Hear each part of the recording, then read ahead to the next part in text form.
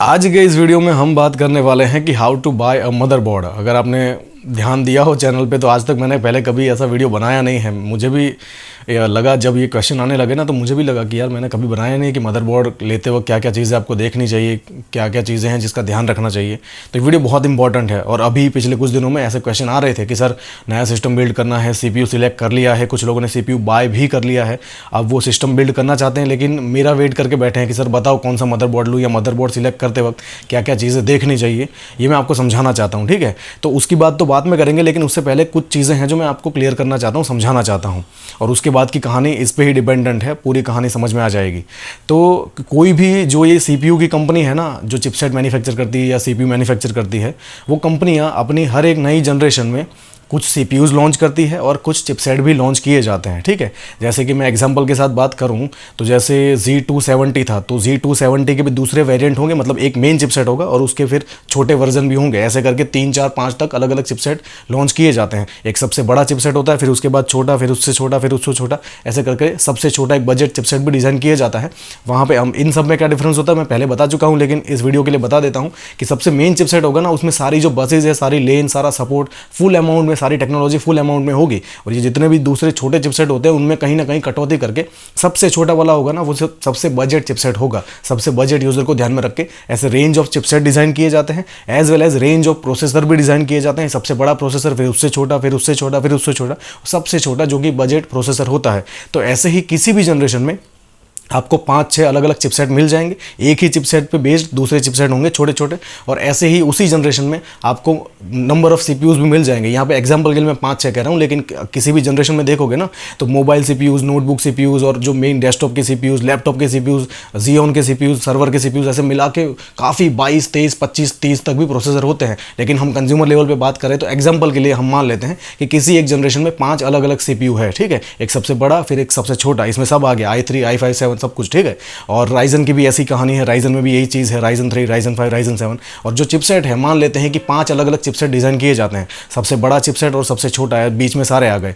अब इन 5 चिपसेट और 5 CPU के बेस पे आप अलग अलग 25 कॉम्बिनेशन कर सकते हो टेक्निकली, ठीक है। समझने की कोशिश करना, अभी जो मैंने वीडियो बनाया था कि क्या लग सकता है, क्या लगाना चाहिए, तो टेक्निकली इन 5 चिपसेट को इन 5 CPUs के साथ लगा सकते हैं, तो टोटल अलग अलग 25 कॉम्बिनेशन हो सकते हैं। लेकिन फिर बात वहाँ पर आती है कि क्या लगाना चाहिए। मतलब कोई भी यूज़र ऐसा नहीं करेगा कि वो एक बहुत बड़ा CPU चूज़ करता है लेकिन चिपसेट बहुत ही छोटा सा बजट जो बिल्कुल सस्ता चिपसेट है वो चूज़ करेगा, या चिपसेट बहुत ही पावरफुल ले लेगा लेकिन CPU सबसे छोटा चूज़ करेगा। ऐसा नहीं होता, ठीक है। तो ये दोनों चीज़ें हैं ना, वो भी हैंड इन हैंड आगे बढ़ती है कि CPU बड़ा होगा तो उसके साथ चिपसेट भी बड़ा ही होगा और उस पर बेस्ड मदरबोर्ड भी बड़ा ही होगा। अब ये जो चिपसेट हैं उन पे बेस्ड, मैंने बताया था पहले भी, जो मदरबोर्ड वाला वीडियो बनाया था उसमें कहा था कि उसी चिपसेट पे बेस्ड अलग अलग मदरबोर्ड मैन्युफैक्चर करने वाली कंपनियां अलग अलग मदरबोर्ड डिज़ाइन करती है। तो जैसे मैंने इन 5 चिपसेट का कहा, तो एक ही चिपसेट पे अगर वो चाहे तो अलग अलग साइज़ के मदरबोर्ड डिज़ाइन कर सकती है। जैसे कि कोई XL ATX हो गया, फिर E ATX हो गया, ATX हो गया, माइक्रो ATX और मिनी ITX, ये 5 अलग अलग साइज वाइज अलग अलग कैटेगरी में मदरबोर्ड डिज़ाइन किए जाते हैं। तो एक ही चिपसेट पे पांचों के पांचों मदरबोर्ड डिज़ाइन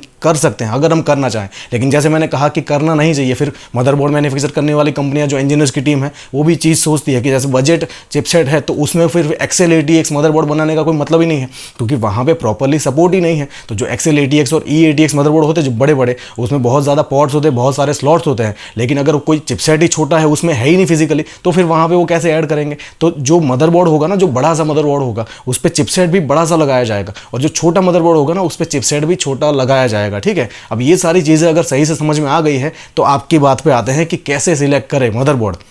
तो मैं यहाँ पे ये एज्यूम करके चल रहा हूँ कि आपने CPU और चिपसेट ऑलरेडी सिलेक्ट कर लिया है। इवन चिपसेट नहीं भी किया है तो CPU तो कर ही लिया है कि मुझे ये CPU चूज़ करना है। और सबसे मैंने जैसे पहले बताया था कि अगर कंप्यूटर बिल्ड करना है या असेंबल करना है तो सबसे पहले आपको CPU सिलेक्ट कर लेना चाहिए और अपनी प्रायोरिटी पता होनी चाहिए कि क्या करना है उसके साथ। तो फॉर एग्जाम्पल मान लेते हैं कि किसी ने एक i3 सिलेक्ट किया है, राइजन 3 सिलेक्ट किया है, ठीक है। अब उसके अगेंस्ट आप देख लो कि वो कौन सी जनरेशन का राइजन 3 है या i3 है, तो उसके कुछ चिपसेट होंगे। अब चिपसेट भी आप डेफिनेटली ऐसा ही सिलेक्ट करोगे, जैसे मैंने कहा कोई छोटा बजट चिपसेट, ऐसा तो नहीं करोगे कि बहुत बड़ा चिपसेट आपने ले लिया। तो वो जो पर्टिकुलर चिपसेट होगा उसके साथ लगने वाला, उस चिपसेट के मदरबोर्ड आप मार्केट में रिसर्च करो। अब मदरबोर्ड की जहाँ तक कंपनियों की बात है, 4 ही कंपनियाँ हैं, गीगाबाइट है, एसरॉक है, एसूस है और MSI है। ये 4 ही मेन इंडिया की मैं बात कर रहा हूँ। वैसे वहाँ पे जो बायोस्टार है और दूसरी NZXT ने भी अपना मदरबोर्ड लॉन्च किया था, दूसरी भी कंपनीज हैं जो मदरबोर्ड में घुस रही है, लेकिन ये 4 मेन कंपनियां हैं जो मदरबोर्ड मैन्युफैक्चर करती है। पहले मर्क्यूरी का और इंटेल के भी बोर्ड आते थे, पहले की बात कर रहा हूँ मैं, जब पेंटियम का और उसका ज़माना था, लेकिन आज ये 4 ही मेन कॉम्पिटिटर हैं।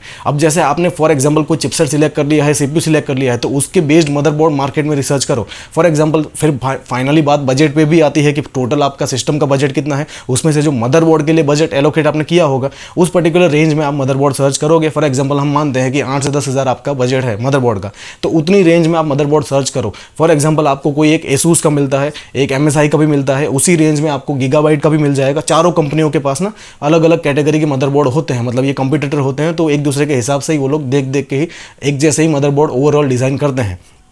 फॉर एग्जाम्पल मान लेना कि ये जो मदरबोर्ड होते हैं, जैसे कि आपने कोई एक मदरबोर्ड सिलेक्ट कर लिया एसूस का, आपको कोई 8-10 हज़ार का पसंद आ गया, ठीक है। अब सेम मदरबोर्ड दूसरा उसके जैसा ही उसी चिपसेट वाला MSI के पास भी है, लेकिन उसकी प्राइस में थोड़ा सा डिफरेंस है और उसमें भी कहीं ना कहीं थोड़ा सा डिफरेंस होता है, मतलब एक्जैक्टली सेम नहीं होगा वो, कुछ ना कुछ पॉर्ट्स हैं जो वहाँ पे नहीं होंगे। हो सकता है कि उन्होंने वहाँ पे कोई थर्ड पार्टी कंट्रोलर ऐड किया हो, जैसे कोई बड़ा मदरबोर्ड है, यहाँ तो हम ये 8-10 हज़ार वाले की बात कर रहे हैं, लेकिन जैसे मैंने बताया था कि ये जो कंपनियाँ हैं वो कोई थर्ड पार्टी कंट्रोलर ऐड करके भी दूसरी लेन का सपोर्ट वहाँ पे दे देती है। तो आपकी जो रिक्वायरमेंट है ना, फाइनली बात तो वहीं पे आती है कि क्या चीज़ें देखनी चाहिए। ये तो मैंने चिपसेट और CPU के बेस पे बताया, लेकिन जैसे आपको जो ये PCI Express स्लॉट्स हैं वो ज़्यादा चाहिए, तो फिर डेफिनेटली आपको XL-ATX या E-ATX में जाना पड़ेगा, क्योंकि जो नॉर्मल ATX है उसमें भी लिमिटेड होते हैं, वो भी काफ़ी होते हैं, लेकिन फिर आप माइक्रो और मिनी में चले जाओगे तो वहाँ पे PCI Express स्लॉट्स हैं वो ज़्यादा नहीं मिलेंगे। और उसके अलावा भी मदरबोर्ड के अलग अलग साइज़ का भी मैंने वीडियो बनाया था, उसमें मैंने यही कहा था कि ये बड़े मदरबोर्ड जो होते हैं उसमें सारी चीज़ें फुल अमाउंट में होती है, कई बार जो चीज़ें नहीं भी होती उसको भी वहाँ पर लगाया जाता है। तो बहुत सारे पोर्ट्स होते हैं, बहुत सारे स्लॉट्स होते हैं। जो छोटा मदरबोर्ड होगा उसमें सारी चीज़ें लिमिटेड अमाउंट में होगी, तो फिर आपकी रिक्वायरमेंट क्या है उसके हिसाब से आपको लेना है। जैसे कि मुझे एक ही ग्राफिक्स कार्ड लगाना, मैं अगर अपनी बात करूं तो मुझे एक PCI Express स्लॉट चाहिए X16, और उसके अलावा जो छोटे X1 होते हैं या X4 होते हैं वो भी चाहिए, जो एड ऑन कार्ड दूसरे एड ऑन कार्ड होते हैं उनके लिए, ठीक है। तो ये चीज़ें आपको समझनी पड़ेगी कि आपकी रिक्वायरमेंट क्या है। आप अगर ऐसा करते हो एक छोटा सा CPU ले लो तो बहुत बड़ा मदरबोर्ड सिलेक्ट कर रहे हो तो गलती कर रहे हो, और एक बहुत बड़ा CPU लेते हो और उसके साथ बहुत छोटा मदरबोर्ड ले लेते हो तो भी आप गलती कर रहे हो। कहने को तो एक दूसरे के साथ चल जाएंगे, टेक्निकली कोई इशू नहीं आएगा, लेकिन वहाँ पे कहीं ना कहीं उस बड़े CPU को आप लिमिट कर रहे हो, या बड़ा सा मदरबोर्ड लेके छोटा CPU लगाओगे तो मदरबोर्ड का आप पावर कहीं ना कहीं वेस्ट कर रहे हो। तो ये चीज़ें आपको समझनी पड़ेगी, आपको कितनी चीज़ें चाहिए। जैसे मैंने कहा PCI Express स्लॉट्स, उसके अलावा USB पोर्ट, SATA पोर्ट, दूसरे भी जो M.2 के पोर्ट्स होते हैं, रैम के स्लॉट होते हैं वो कितने होते हैं, ये सारी चीज़ों को देखो। प्लस उस पर VRM कंपोनेंट है वो कैसे लगे हैं, जो हीट का जो सॉल्यूशन है, कूलिंग सॉल्यूशन वो कैसे लगाया गया है चिपसेट पे, क्योंकि बहुत सारे लोग इस चीज़ को इग्नोर करते हैं। चिपसेट पे प्रॉपर कूलिंग सॉल्यूशन नहीं होता, तो चिपसेट भी अगर गर्म हो जाएगा ना तो भी आपका सिस्टम बंद हो जाएगा, ठीक है। हम आज तक मैंने CPU की ही बात की है, लेकिन चिपसेट भी अगर ओवरहीट हो जाएगा तो सिस्टम बंद हो जाएगा, क्रैश हो जाएगा, ब्लू स्क्रीन आके बंद हो जाएगा। कई बार तो ब्लू स्क्रीन भी नहीं आएगी, सिस्टम सीधा ही बंद हो जाएगा, ब्लैंक स्क्रीन हो जाएगी। ये चीज़ें आपको समझनी पड़ेगी। अच्छी क्वालिटी के VRM कंपोनेंट्स उस पर होने चाहिए अगर आप ओवरक्लॉक करने वाले हो तो। आजकल मतलब कंपटीशन का ज़माना है, तो कई बार क्या वहाँ पे वो ओवरक्लॉकिंग लिख देते हैं कि ओवरक्लॉकिंग सपोर्टेड मदरबोर्ड, और फिजिकली उसमें ऐसा चिपसेट भी होता है जो ओवरक्लॉकिंग सपोर्टेड करता है। आपका CPU भी अगर ऐसा हो कि ओवरक्लॉकिंग सपोर्टेड है तो CPU को ठंडा रखने के लिए तो आपने उस पर हीट कूलिंग सॉल्यूशन लगा लिया, लेकिन अगर वहाँ पर प्रॉपर VRM कंपोनेंट नहीं लगे हैं, प्रॉपर पावर डिलीवरी नहीं होगी तो स्टेबल ओवरक्लॉकिंग आपको मिलेगा ही नहीं, या तो मिलेगा तो कई बार वो ओवर हीट होकर डैमेज हो जाएंगे, मदरबोर्ड डैमेज हो जाएगा। तो ये चीज़ें देखनी पड़ेगी। बिकॉज ऑफ कंपटीशन वो लोग तो लिख देते हैं कि ओवरक्लॉकिंग, यूज़र पढ़ के ले भी लेता है कि ओवरक्लॉकिंग सपोर्टेड है, लेकिन फिर वहाँ पे उसको उसका सपोर्ट नहीं मिलता है। फिर आपको जैसे मैंने कहा SLI क्रॉसफायर ऐसा कुछ करना है तो ज़्यादा मल्टीपल ये जो ग्राफिक्स कार्ड के स्लॉट हैं X16 जनरेशन 3 का वो आपको चाहिए होंगे, तभी SLI क्रॉसफायर आप प्रॉपरली कर पाओगे। या उसके अलावा भी आपको बहुत सारे जैसे एड ऑन कार्ड लगाते हो मेरी तरह, USB card, SATA card, red controller, या उसके अलावा कोई capture card, TV tuner card, तो फिर आपको PCI Express स्लॉट भी ज़्यादा चाहिए होंगे।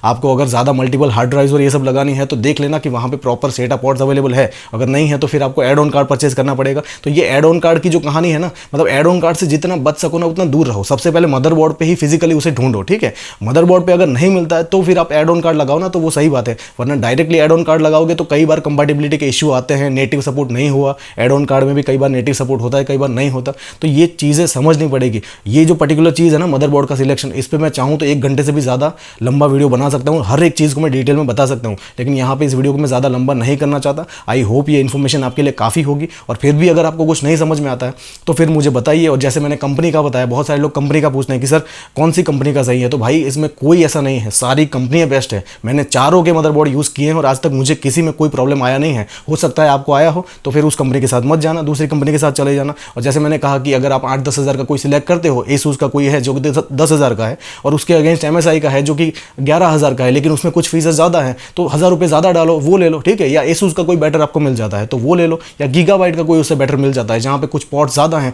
जो कि यूज़फुल है, तो उसके साथ जाना चाहिए, ठीक है। तो यहाँ पे कोई फिक्स आंसर नहीं है कि कौन सा लेना है, कंपनी वाइज तो मैं बता ही नहीं सकता, ना कोई बता सकता है, लेकिन जो चीज़ें देखनी चाहिए ना वो मैंने आपको समझा दी। आई होप समझ में आ गया होगा, लेकिन फिर भी कोई क्वेश्चन है तो पूछिए, I will definitely answer you. Thank you so much.